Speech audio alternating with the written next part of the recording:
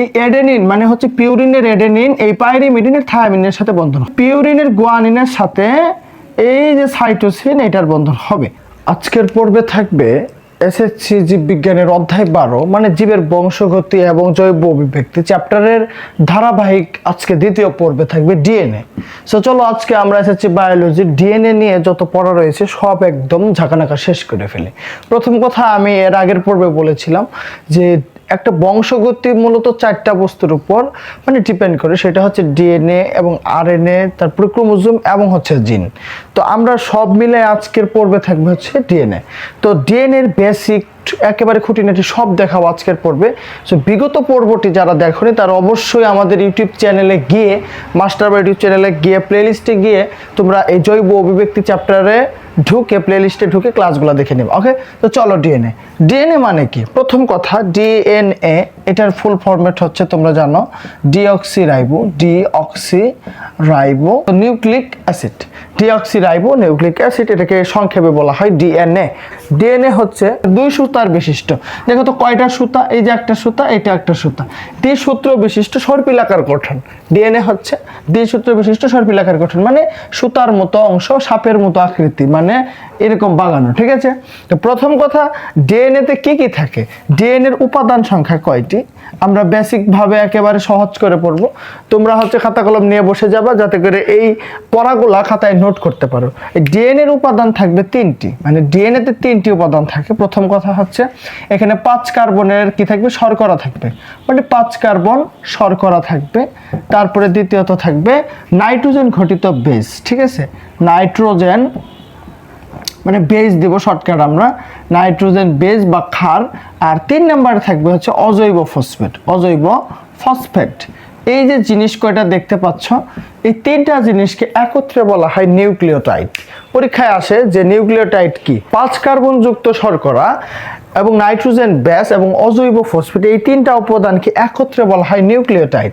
তো শিক্ষার্থীরা এই 3টা জিনিসকে একসাথে ব্র্যাকেটে লিখতে পারি, এটা কি? নিউক্লিওটাইড। ঠিক আছে, নিউক্লিওটাইড। এই যে ডানের একটা চিত্র দেখতে পাচ্ছ, এখানে আমরা আলোচনা করব নাইট্রোজেন ঘটিত বেস হচ্ছে 4 ধরনের, মানে 4টা নাইট্রোজেন ঘটিত বেস থাকে। ঠিক আছে, তো 4টা নাইট্রোজেন ঘটিত বেজের মধ্যে হচ্ছে অ্যাডেনিন, তারপরে হচ্ছে গুয়ানিন, এরপরে সাইটোসিন এবং হচ্ছে থাইমিন। এই যে 4টা নাইট্রোজেন ঘটিত বেজ, এগুলার কাজ কি এবং এটাকে কি দিয়ে প্রকাশ করে? প্রথম কথা বলে রাখি, অ্যাডেনিনকে প্রকাশ করে এ দ্বারা, আর গুয়ানিনকে হচ্ছে জি দ্বারা, সাইটোসিন সি দ্বারা, থাইমিন হচ্ছে টি দ্বারা। এই কটা দ্বারা প্রকাশ করা হয়। এখন নাইট্রোজেন ঘটিত ব্যাচ কয় ধরনের? এই যে শর্করা মানে হচ্ছে ডিএনএ তৈরি করতে গেলে 3টা উপাদান, একটা 5 কার্বনের শর্করা, নাইট্রোজেন ব্যাস এবং অজৈব ফসফেট। এই নাইট্রোজেন ঘটিত ব্যাস হচ্ছে আবার 2 ধরনের, একটা হচ্ছে পিউরিন আর একটা হচ্ছে পাইরিমিডিন। এখন সর্বোপরি কথা হচ্ছে নাইট্রোজেন ঘটিত ব্যাস হচ্ছে 4টি। 1 নাম্বার অ্যাডেনিন, গুয়ানিন, সাইটোসিন এবং হচ্ছে থায়ামিন। এই 4টাকে আবার 2টা ভাগে ভাগ করা হয়েছে, তার মানে 2টা ভাগে 4টা জিনিস ফেলে দিব। তো 2টা ভাগের মধ্যে কি কি নাম? 1 নাম্বার হচ্ছে পিউরিন, 2 নাম্বার হচ্ছে পাইরিমিডিন। তো আমরা একটু দেখাই পিউরিনটা কি। এই যেটা হচ্ছে পিউরিন, নাম্বার 2 হচ্ছে আমাদের পাইরিমিডিন। এখন পিউরিন আর এই পাইরিমিডিনের মধ্যে কথা হচ্ছে এই যে দেখতে পাচ্ছ অ্যাডেনিন, অ্যাডেনিন এবং হচ্ছে গুয়ানিন। অ্যাডেনিন ও গুয়ানিনকে একসাথে বলবো আমরা কি? পিউরিন। এবং সাইটোসিন এবং থায়ামিন মানে সি এবং টি কে একসাথে আমরা বলবো, এটাকে বলবো কি? এটা হচ্ছে পাইরিমিডিন। একটা পিউরিনের সাথে একটা পাইরিমিডিনের বন্ধন হবে। তো আমি একটু সাইড নোট করি, একটু দেখো। এই যে আমি পিউরিন শব্দটা লিখলাম, এই পিউরিন মানে থাকবে হচ্ছে অ্যাডেনিন আর কি? গুয়ানিন। আর পাইরিমিডিনের ভিতরে পড়তেছে আমাদের সাইটোসিন এবং হচ্ছে থাইমিন। তাহলে এই 2টা যদি পড়ে, এদের ভিতরে বন্ধনটা কিভাবে হবে একটু ভালো করে মনে রাখবা। এই যে অ্যাডেনিন, এই অ্যাডেনিন মানে হচ্ছে পিউরিনের অ্যাডেনিন এই পাইরিমিডিনের থায়ামিনের সাথে বন্ধন হবে, বুঝতে পারতেছ? এবং হচ্ছে পিউরিনের গুয়ানিনের সাথে এই যে সাইটোসিন এটার বন্ধন হবে। তার মানে হচ্ছে অ্যাডেনিনের সাথে থায়ামিন আর গুয়ানিনের সাথে হবে সাইটোসিন। মানে হচ্ছে একটা পিউরিন একটা পাইরিমিডিন, 2জনে মিলে একটা বন্ড গঠন করবে। এইভাবে মূলত ডিএনএ এর গঠনটা গঠিত হয়। তো এখন একটা এডেনিন একটা থায়ামিনের মাঝখানে 2টা হাইড্রোজেন বন্ধন থাকে, মানে হচ্ছে এরকম 2টা বন্ধন থাকবে। ঠিক আছে। এবং সাইটোসিন এবং গুয়ানিনের ভিতরে হচ্ছে ট্রিপল বন্ড থাকে। পরীক্ষায় খুব আসে, খুবই মাথায় রাখার বিষয়। অ্যাডেনিন এবং থায়ামিনের ভিতরে বন্ধন হচ্ছে 2টি, এবং গুয়ানিন এবং সাইটোসিনের মাঝখানে বন্ধন হচ্ছে কয়টি? 3টি। ওকে, তো এই জিনিসটা কি বোঝা গেল? মানে নাইট্রোজেন বেস 2 ধরনের, একটা হচ্ছে পিউরিন, একটা পাইরিমিডিন। পিউরিনে থাকতেছে অ্যাডেনিন আর গুয়ানিন, আর পাইরিমিডিনে সাইটোসিন এবং থায়ামিন। কিন্তু বন্ধন গঠন করার সময় অ্যাডেনিন এবং থায়ামিন, গুয়ানিন এবং সাইটোসিন, মানে একটা পিউরিন থেকে যাবে, একটা পাইরিমিডিন থেকে যাবে, ঠিক আছে। এইভাবে গিয়ে 2টা বন্ধন গঠিত হবে। ওকে, তো এটা যদি বোঝা যায়, এরপরে টপিকস হচ্ছে এই ডিএনএর ভিতরে একটু অ্যানালাইজ করতে হবে। ডিএনএর হেলিক্স কি? এই যে একটা সূত্র, এই যে একটা সূত্র, এই সূত্রগুলোকে ইংলিশে বলা হয় হেলিক্স। তাহলে এখানে কয়টা সূত্র রয়েছে, মানে কয়টা সুতার মতো টান রয়েছে? 2টা। সো আমরা বলবো ডিএনএ মূলত ডাবল হেলিক্স বা দ্বিসূত্র বাংলায় বলে।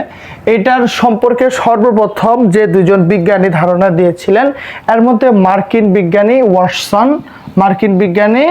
ওয়াটসন এবং ইংরেজ বিজ্ঞানী ক্লিক। তারা কি করছিল? এই 2জনে মিলা 1953 সালে, ঠিক আছে, মার্কিন বিজ্ঞানী ওয়াটসন, ইংরেজ বিজ্ঞানী ক্লিক, তারা 2জনে মিলে 1953 সালে প্রথম এই ডাবল হেলিক্স সম্পর্কে ধারণা দিয়েছিল। এই জন্য বলা হয় এই ডাবল হেলিক্স বা দ্বিসূত্রী কাঠামো, মানে হচ্ছে এই ফরম্যাটটাকে দ্বিসূত্রী কাঠামো বলে। এটার জনক কে? এটা পরীক্ষায় আসবে, তোমরা দিবা হচ্ছে মার্কিন বিজ্ঞানী ওয়াটসন এবং ইংরেজ বিজ্ঞানী কি ক্লিক। এরা 2জন হচ্ছে এটার জনক, এবং তারা 1953 সালে এটার ব্যাখ্যা দিয়েছিলেন। এই যে দেখতে পাচ্ছ ডিএনএ, এই ডিএনএর এক একটা বেস, মানে হচ্ছে এটা সর্বত্র বেস কত, মানে একটা ডবল হেলিক্সের বেস, মানে এটা মোটামুটি একটা বৃত্তের মতো ধরা যায় না? তো বৃত্তের বেস কেমন হয় দেখো তো, এটা যদি বৃত্ত হয় বেস হয় না? তো আমাদের এই ডবল হেলিক্সের এটা মোটামুটি একটা বেসের মতো দেখা যায়, অথবা নিচের এটা ধরতে পারে, এটা একটা বেসের মতন। এই এক একটা হেলিক্সের বেস সর্বত্র হচ্ছে 20 অ্যাঙ্গস্ট্রম। কত অ্যাঙ্গস্ট্রম? 20 অ্যাঙ্গস্ট্রম। অ্যাঙ্গস্ট্রম মানে হচ্ছে আবার 1 অ্যাঙ্গস্ট্রম মানে হচ্ছে 1 অ্যাঙ্গস্ট্রম সমান হচ্ছে 10 টু দি পাওয়ার মাইনাস 10, এবং সেটা হবে কিসে? মিটারে। 10 to the power minus 10 metre. মানে 1 মিটারকে যদি 10 টু দি পাওয়ার 10 মানে হচ্ছে 1 দিয়ে 10টা শূন্য, মানে উপরে 1 মিটার আর নিচে দিবা 1 দিয়ে 10টা শূন্য, মানে 10 টু দি পাওয়ার 10 করলে যা হবে সেটা হবে 1 অ্যাঙ্গস্ট্রম। তার মানে বোঝা যায় অ্যাঙ্গস্ট্রম কত ছোট এবং ক্ষুদ্র একটা একক। আমি কিন্তু এই ডবল হেলিক্সের ব্যাস বললাম কত? 20 অ্যাঙ্গস্ট্রম ব্যাস। এই যে একটা পূর্ণ ঘূর্ণন, হেলিক্সের একটা পূর্ণ ঘূর্ণন মানে হচ্ছে এই পয়েন্ট থেকে ঘুরে সে মনে করো আবার এই পজিশনে যাবে, আবার এই পয়েন্ট থেকে ঘুরে সে আবার এই পজিশনে আসবে। তাহলে একটা পূর্ণ ঘূর্ণন, হেলিক্সের একটা পূর্ণ ঘূর্ণনের ব্যাস মানে দৈর্ঘ্য হচ্ছে 34 অ্যাঙ্গস্ট্রম। একটা হেলিক্সের পূর্ণ ঘূর্ণনের দৈর্ঘ্য কত? 34 অ্যাঙ্গস্ট্রম। এবং হচ্ছে প্রতিটি নিউক্লিওটাইড, যেগুলো কিন্তু এক একটা নিউক্লিওটাইড, আমি কিন্তু বলে রাখছি যে অ্যাডেনিন এবং কি এর সাথে সাইটোসিন, মানে অ্যাডেনিনের সাথে হচ্ছে থায়ামিন, আর সাইটোসিনের সাথে হচ্ছে গুয়ানিন, যেটা মিলায় এক একটা কি হয়? নিউক্লিওটাইড তৈরি হয়। তাহলে প্রতিটি নিউক্লিওটাইডের ভিতরে দূরত্ব হচ্ছে আমাদের 3.4 অ্যাঙ্গস্ট্রম। মানে প্রতিটি পার্শ্ববর্তী 2টি যদি আমি নিউক্লিওটাইডের দূরত্ব হবে 3.4 অ্যাঙ্গস্ট্রম। মানে হেলিক্সের পূর্ণ দৈর্ঘ্য 34, আর একে প্রতিটা নিউক্লিওটাইড মানে এইটার থেকে এইটা, এটার থেকে এইটা, এটার থেকে এইটা, এটার থেকে এইটা, এরকম প্রত্যেকটা নিউক্লিওটাইডের মাঝখানে দূরত্ব হচ্ছে 3.4 অ্যাঙ্গস্ট্রম। ওকে, এরপরে আমাদের যে জিনিসটা লাগবে সেটা হচ্ছে এক একটা হেলিক্সের ভিতরে মানে হচ্ছে পূর্ণ দৈর্ঘ্যের মধ্যে কয়টা নিউক্লিওটাইড থাকে, মানে এক একটা পূর্ণ ঘূর্ণনের মধ্যে, মানে পুরো হেলিক্সের পূর্ণ ঘূর্ণনের মধ্যে কয়টা করে থাকে। যেমন আমি ধরতে পারি এতটুকু একটা হেলিক্স, এতটুকু একটা হেলিক্স, এখানে এসে কিন্তু আবার হচ্ছে। তাহলে এতটুকের ভিতরে কয়টা নিউক্লিওটাইড থাকে? উত্তর হচ্ছে 10টি। পূর্ণ ঘূর্ণনের 10টি, খুব ইম্পর্টেন্ট। ডিএনএ এর স্থায়ী পদার্থ, খুব ইম্পর্টেন্ট, ডিএনএ এর স্থায়ী পদার্থ কোনটি পরীক্ষায় আসে?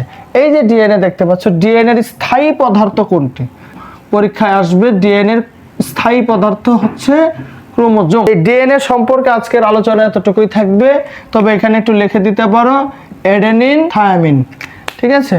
পরে হচ্ছে গুয়ানিন, এর সাথে সাইটোসিন, আবার অ্যাডেনিন থায়ামিন গুয়ানিন সাইটোসিন, এই বন্ধনগুলো এইভাবে গঠিত হয়। সো শিক্ষার্থীরা, আজকের এই ক্লাসে যা যা আমি ইনফরমেশন দিলাম, প্রত্যেকটা ইনফরমেশন তোমাদের মেন বইয়ের 258 পৃষ্ঠা গেলে সব পেয়ে যাবা, ঠিক আছে? ক্লাসটা মনোযোগ দিয়ে দেখো। পরবর্তী পর্ব দেখার আমন্ত্রণ রইল। আল্লাহ হাফেজ।